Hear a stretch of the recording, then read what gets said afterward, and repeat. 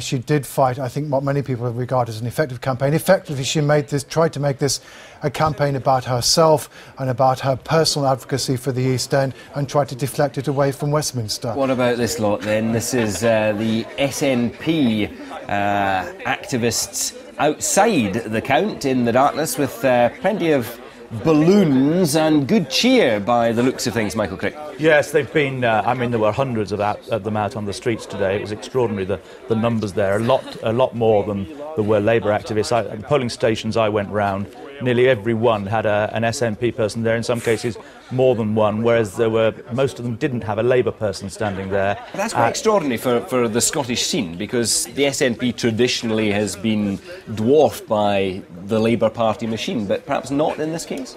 No, and I think that's been true throughout the campaign, that the SNP have had the numbers there out on the streets. And it was like a party atmosphere outside their headquarters this evening. It was almost as if they had more workers than they knew what to do with. It has been a well-run campaign, reminding me of many of the Liberal Democrat campaigns that traditionally have seen them winning by-elections, sometimes in Scotland, but more often in England in the past.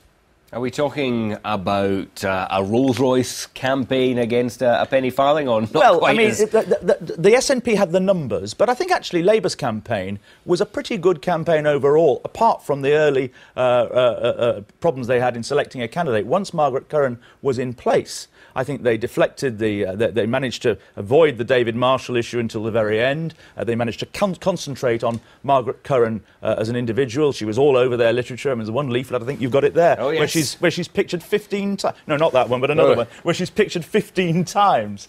So I think Labour ran it pretty well, given the circumstances they had. And Margaret Curran, it's clear to me, is pretty popular, despite the result we're expecting, was pretty popular with quite a lot of the people in her Scottish parliamentary constituency. Worth mentioning that she is a member of the Scottish Parliament for the Baillieston constituency, which is entirely contained within Glasgow East, the Westminster seat. But, John Curtis, what a mess at the start. Labour struggling to find a candidate, to get somebody to stand in what should be a rock-solid Labour seat. And in the end, was she, what, fifth choice candidate? Indeed. Well, there was a mess at the beginning, but I think perhaps there's a bigger question to the Labour Party to ask itself about this by-election. That is, why did it go head rush into it? It had already discovered in Crewe and Nantwich that running a by-election campaign quickly was not necessarily going to stop it suffering a big swing.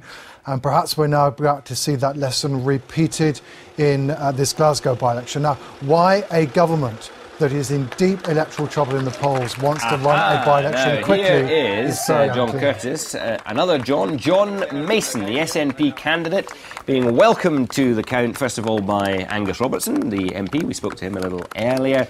And obviously the SNP's foot soldiers, complete with their soul tyres, and it's starting to look like, perhaps prematurely, a victory celebration, Michael Crick.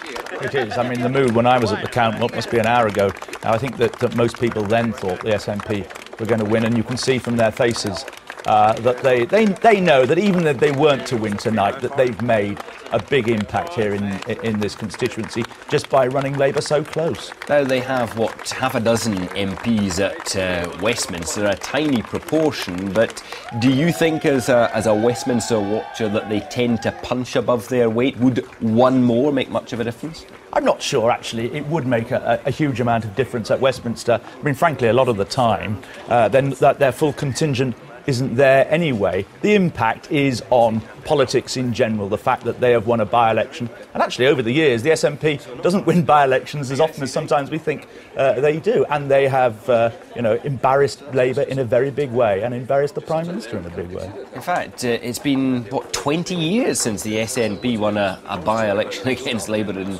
obviously in Scotland, John Curtis.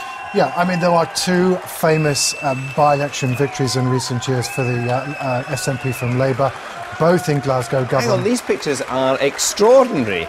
This man is waiting to hear the result, but already he's being cheered at the count. He's performing a victory dance by the looks of things. Well, indeed. I mean, so far the SNP have been very careful not to claim victory, but those pictures, as it were, tell 1,000 words. And those are pictures that do not make any attempt at all to try and hide the fact that the SNP think that they've won this by-election.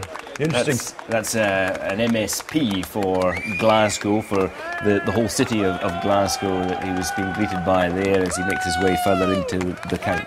Well, one of the interesting aspects of John Mason's campaign is, I mean, this is one of the first times we've actually seen John Mason in public without Alex Salmond being there. I mean, perhaps Mr Salmond will turn up later, but he was certainly out on the streets tonight getting the vote out in the constituency.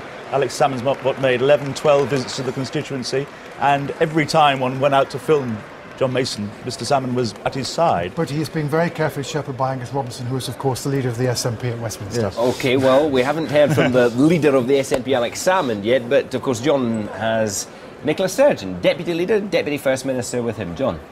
Thank you very much indeed, Glenn. Yes, Nicola Sturgeon, what do you think, looking at those pictures? I was just thoroughly enjoying watching those pictures. So, hang on. You're still saying to me that you haven't won where you've got your candidate doing this? Well, whatever happens tonight, John Mason has scored an absolutely fantastic result in this by-election. And can I pay tribute to him and say that he has been an outstanding candidate? And Labour have tried to be very personally negative about John Mason over the last couple of weeks. They've been quite sneering about him, tried to belittle him. He's been an outstanding candidate and he's scored an amazing result here tonight, and all credit to him.